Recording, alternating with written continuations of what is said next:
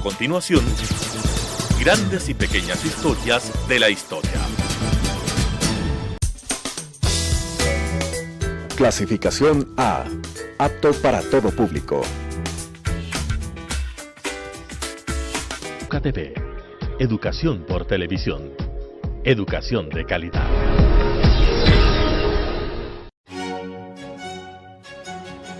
La historia está hecha de lo que unos quisieran olvidar y lo que otros no pueden olvidar.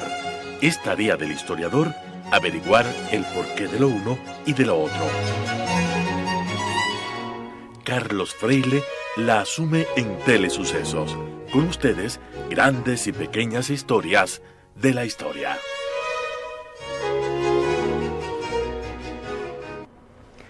Estimados amigos de TV Sucesos y Radio Sucesos, les saluda Carlos Freile en este su programa Grandes y Pequeñas Historias de la Historia. En esta oportunidad quisiera comentar con ustedes una pequeña historia de nuestro país. Estoy convencido que más del 99% de ecuatorianos no conocen los acontecimientos a los cuales me voy a referir. Es más, también estoy convencido que aún historiadores profesionales que no tocan esta época de nuestra historia no conocen del tema que voy a hablar. ¿A qué me refiero? A la invasión colombiana de 1877 en tiempos del dictador Ignacio de Veintemilla. Nosotros, los ecuatorianos, siempre estuvimos entre dos países que trataron de influir, por lo menos, en nuestras decisiones políticas, sino de apropiarse de lo que ahora es el Ecuador. A lo largo de la historia, mencioné alguna vez esto también en un programa anterior, los unos y los otros han pensado que este era un país inútil y querían repartirlo. Pero no hablamos ahora de esas invasiones para quedarse con el poder, para quedarse con el territorio. No, hablamos de otras invasiones. Desde muy temprano, en el Ecuador, tanto liberales como conservadores, desterrados por los gobiernos que ocupaban el palacio en Quito, organizaban en Colombia, la Nueva Granada al principio, o en Perú, expediciones contra el gobierno al mando. Y para ello pedían ayuda a sus correligionarios del Perú o de Colombia. De tal manera que estos ataques, estas entradas, no eran precisamente invasiones. Al revés también solía suceder que los ecuatorianos prestasen ayuda a sus correligionarios colombianos o peruanos. En todo caso, ¿hubo alguna vez intervención colombiana anterior a la que voy a referir? Sí. Todos nosotros conocemos las invasiones colombianas en tiempos de Gabriel García Moreno, o los intentos de la Nueva Granada en esa época, no se olvide, los intentos de la Nueva Granada de controlar lo que hacía el gobierno de José María Urbina en nuestro país. De hecho, José María Urbina lamentablemente no tuvo las agallas para oponerse a las imposiciones del presidente liberal de Colombia y actuó bajo sus dictámenes, bajo sus órdenes y no bajo el concepto de soberanía nacional. En todo caso, hubo amenazas de invasión, después más tarde habrá invasiones, ¿no? Para imponer, decía alguna vez un presidente liberal de Colombia, imponer en el Ecuador las ideas liberales, porque en el Ecuador estaban dominando los conservadores, retrógrados, etc. Bien, ahora vamos a hablar de otra invasión, como digo, desconocida. Hay antecedentes, etc.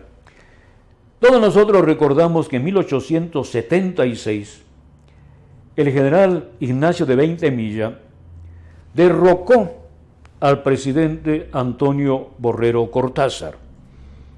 Hablando de esto, el insigne polígrafo y sabio Juan León Mera, testigo presencial de los hechos, que escribió sobre estos acontecimientos al calor de lo que estaba sucediendo en esa época, en su famoso libro sobre la dictadura y la restauración, Juan León Mera, habla de este acto realmente innoble de Ignacio de Veintemilla, porque Borrero le había nombrado jefe militar de Guayaquil con todas las garantías, con toda la confianza, y aprovecha Veintemilla su cargo en Guayaquil para fraguar un golpe, un cuartelazo contra su benefactor Antonio Borrero y Cortázar. ¿Y por qué lo hizo? Porque acusaba a Borrero, junto con los liberales del país, de no haber cumplido su palabra de desmontar totalmente lo que se había logrado en tiempos de García Moreno en lo que tiene que ver a las relaciones Iglesia, Estado, educación, concordato, etc. Se le acusa a Borrero, que era un liberal moderado, católico, moderado, de no haber cumplido, como digo, lo que decían, lo que pedían los liberales. Entonces, en un acto de tamaña ingratitud, Veintemilla lo aleja del poder, con la intención de establecer ya en el Ecuador un gobierno liberal. Pero como también dice Juan León Mera, los liberales pensaban que le podían manipular a Veintemilla para lograr sus propósitos. Veintemilla, a su vez, estaba convencido que él utilizaría a los liberales para alcanzar el poder y luego haría lo que quería. En todo caso, al principio es apoyado, alabado, sostenido por los más insignes liberales del Ecuador. Algunos de ellos le seguirán apoyando hasta después. Pero claro, esta dictadura de Veintemilla se convierte en una dictadura personalista, liberal, pero personalista, liberal y corrupta, de tal manera que algunos liberales se van separando. Por ejemplo, Juan Montalvo. En estas circunstancias, un poco más de un año después de el cuartelazo dado el 8 de septiembre de 1876 en Guayaquil por el general Ignacio de Veintemilla, un poco más de un año después, los conservadores preparaban actos de armas para derrocar al tirano, al dictador. Como digo, esto solía suceder en las fronteras, porque o se recibía ayuda de fuera o en caso de derrota, a su turno liberales, a su turno conservadores, se refugiaban tras la línea, como se decía en esa época, tras la frontera. Y en este caso sucede igual. En el Carchi había grupos de conservadores que estaban organizando una revuelta contra Ignacio de Veintemilla. Esto lo saben las autoridades del Carchi, también las de Imbabura. No se olviden que Carchi pertenecía a la provincia de Imbabura, es en esta época en que se separa. Las autoridades de Imbabura, ¿qué es lo que hacen? Piden ayuda a las autoridades, sobre todo militares, del sur de Colombia, del departamento del Cauca. La pregunta es si esa petición de ayuda se hizo con conocimiento o no por parte de Ignacio de Veintemilla. Con conocimiento o no de parte, por ejemplo, del segundo hombre importante en el régimen, José María Urbina, y así otros. Porque da la casualidad que en esos días Veintemilla, Urbina y miembros del gabinete habían viajado a Guayaquil. Ustedes pueden sacar las consecuencias que quieran, ¿verdad? Si se fue allá para evitar el confrontamiento con las tropas conservadoras totalmente irregulares en el norte, o para fortalecerse en Guayaquil, etc. No sabemos eso. En todo caso, las autoridades del norte de nuestro país, las autoridades provinciales, piden ayuda a militares colombianos. Y esa ayuda es otorgada por los militares subalternos colombianos, no por el gobierno central de Colombia. No, señor. ¿Quiénes son los que organizan las tropas colombianas para venir al Ecuador? El general Pedro Marcos de la Rosa y el coronel Zenón Figueredo. Vamos a hablar sobre esta invasión dada definitiva en el próximo fragmento. Estamos hablando de esos, queridos amigos, en este programa de Radio Sucesos y TV Sucesos. Aquí, con Carlos Freile, en Grandes y Pequeñas Historias de la Historia. Educa TV. Educación por televisión. Educación de calidad. Grandes y pequeñas historias de la historia.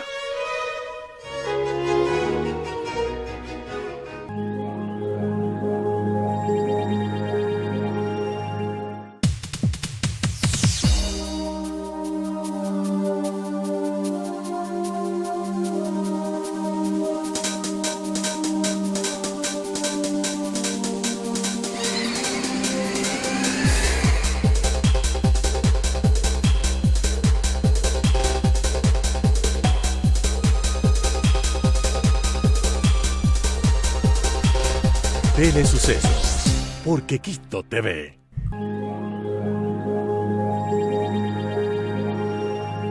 Educa TV. Educación por televisión. Educación de calidad. Grandes y pequeñas historias de la historia.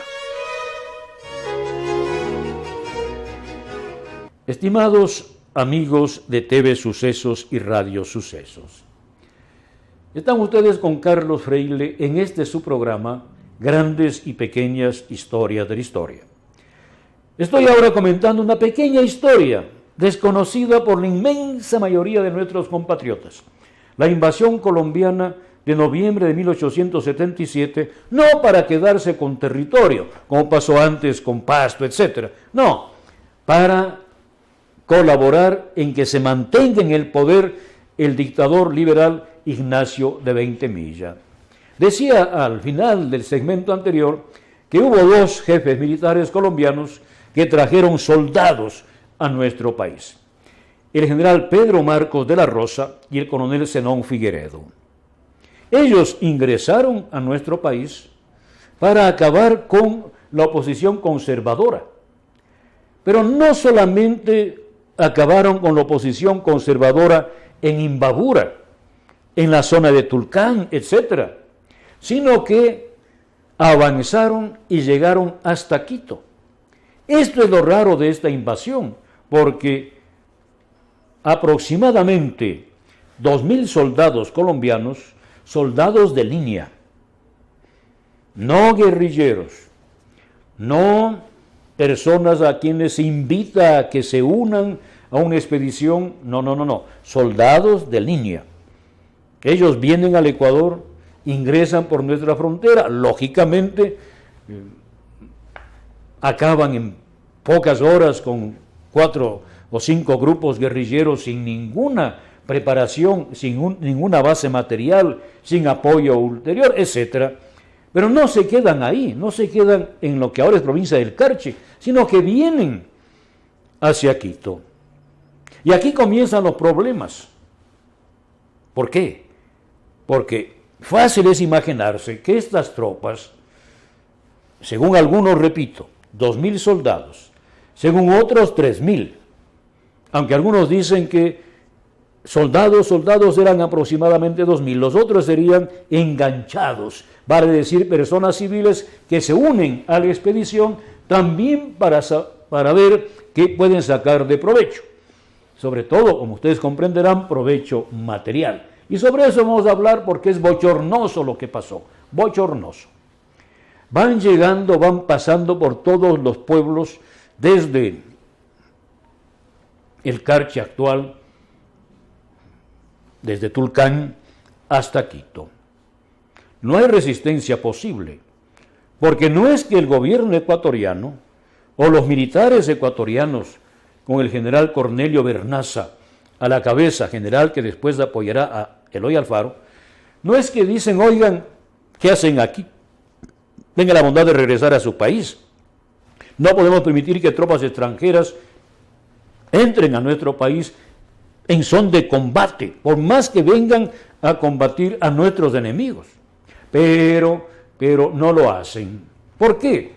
Porque posiblemente, como bien sostiene Alfonso Sevilla, joven historiador que dedicó un pequeño volumen, pequeño de tamaño, no de contenido, al tema de la invasión colombiana, y del cual voy a leer algún texto después de poco, parece que hubo un pacto para apoyarse mutuamente entre los liberales. No estoy hablando del pacto de Amapala, que años más tarde suscribirá Eloy Alfaro con gobernantes de Colombia, Venezuela y Centroamérica para ayudarse entre liberales, masones, a conquistar el poder o a mantenerse en él. No estoy hablando de ese pacto, estoy hablando de otro pacto secreto al cual se habría opuesto aquí el ministro Pedro Carbo, otro ilustre compatriota liberal que no estuvo de acuerdo con esta invasión colombiana y con este tratado de alianza para protegerse mutuamente los liberales de los ataques conservadores, tanto en Colombia cuanto en el Ecuador. En todo caso, hubiese o no hubiese habido este pacto, el hecho es que las autoridades ecuatorianas no rechazaron la invasión colombiana.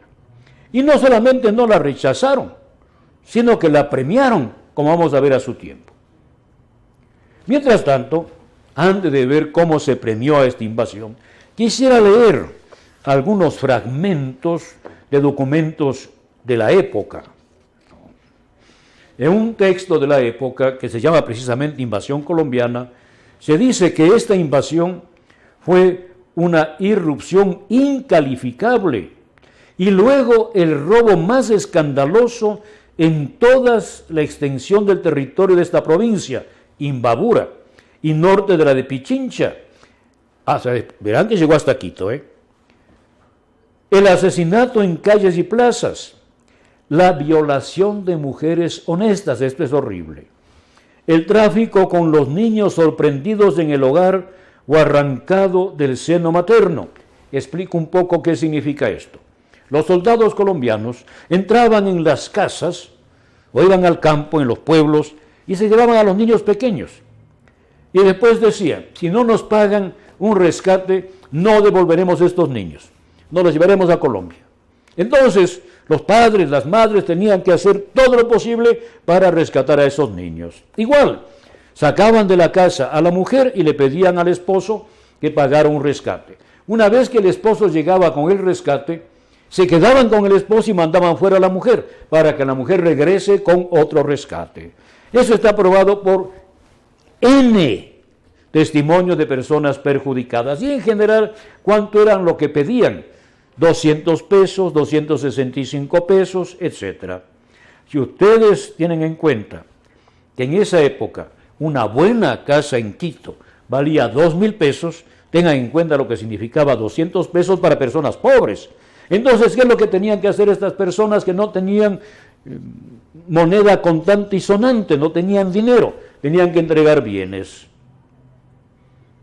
Sobre eso volveré. Sigo leyendo. Los ultrajes, maltratamientos y heridas a los propietarios que se oponían al despojo de sus bienes. Lógicamente, ¿qué bienes eran estos? Primero, los bienes que podían inmediatamente significar riqueza. Moneda, oro, joyas, sobre todo. Pero también se llevaban animales. No solamente para la alimentación de la tropa. Por eso entraban a robar ganado vacuno, ganado lanar, ganado porcino, etc. No solamente en las haciendas. Les puedo yo nombrar después de algunas haciendas que fueron víctimas de este atropello, sino también en las pequeñas parcelas de los campesinos, en las pobres chozas de los indígenas. Algunos de ellos además fueron asesinados para robarles una mula, un burro, un caballo, un par de vacas, 10 borregos, etc. Entonces, este es el despojo de sus bienes. La violación de los recintos sagrados, de las casas, tiendas y cabañas, de donde se sustrajo cuánto en ellas había. La violación de los recintos sagrados. Era costumbre, como lo dice también, lo dijo en varias oportunidades el doctor Jorge Salvador Lara, cuando pasaban estas cosas, cuando los ejércitos o ingresaban al Ecuador o se movilizaban dentro del Ecuador y no tenían dónde pernoctar, solían entrar de manera abusiva y por fuerza de las armas a los conventos. No se olviden que la palabra convento en esa época no solo se aplicaba a los grandes edificios donde viven los religiosos todavía, el convento de Santo Domingo, el convento de San Francisco, etc. También se aplicaba esta palabra convento a las casas parroquiales, porque en los pueblos no había grandes conventos, pero como antes todos los pueblos tenían un pequeño convento de franciscanos o de dominicos o de agustinos, que eran los párrocos, la gente siguió llamando conventos de estas casas parroquiales hasta muy entrado el siglo XX. De tal manera que entraban a los conventos y no solamente pernoctaban, sino que aprovechaban para robar. Sobre todo, como ustedes comprenderán, bienes que se pudiesen vender. Bienes que se pudiesen vender a los intermediarios. Y además hacían destrozos. Las historias, las tradiciones están llenas de cómo estos soldados, estoy hablando de los colombianos, pero también a veces de guerrilleros y de soldados nuestros, no guerrilleros, soldados nuestros, en caso de necesidad levantaban las tablas del piso, sacaban las puertas para hacer fogatas y calentarse, sobre todo si eran soldados que venían de la costa. Como digo, de dónde se sustrajo, cuánto en ellas había, y la pública exportación de los bienes robados. Frente a todos los ciudadanos y habitantes del Ecuador, de Quito hacia el norte, regresaban estos soldados del general de la Rosa y sus acompañantes, llevando recuas de mulas, de caballos, burros, etcétera, etcétera, etcétera, vacas, en fin. Ya. Todo se ha consumado a ciencia y paciencia y con el beneplácito y autorización de los expresados jefes Rosas y Figueredo, sin que hayan intentado la más pequeña reparación, ni siquiera una ligera represión de los culpables. Nótese, algunos, como Juan Montalvo, por ejemplo, defendían al general de la Rosa. Decían que él no ha permitido ninguno de estos actos de vandalismo. Pero en este documento que nosotros tenemos aquí, que se llama, publicado en esa época, La invasión colombiana, nos dice que también el general de la Rosa era culpable, no él de robar, no, pero sí de dejar robar. De tal manera que nosotros tenemos esta constancia tremenda, tremenda, tremenda. Vamos a pasar a la siguiente pausa, queridos amigos. Están ustedes con Carlos Freile en su programa Grandes y Pequeñas Historias de la Historia, aquí en TV Sucesos y Radio Sucesos. Educa TV. Educación por televisión. Educación de calidad.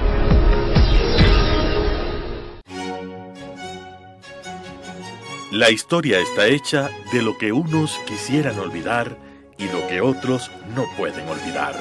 Es tarea del historiador averiguar el porqué de lo uno y de lo otro. Carlos Freile la asume en Telesucesos. Grandes y pequeñas historias de la historia.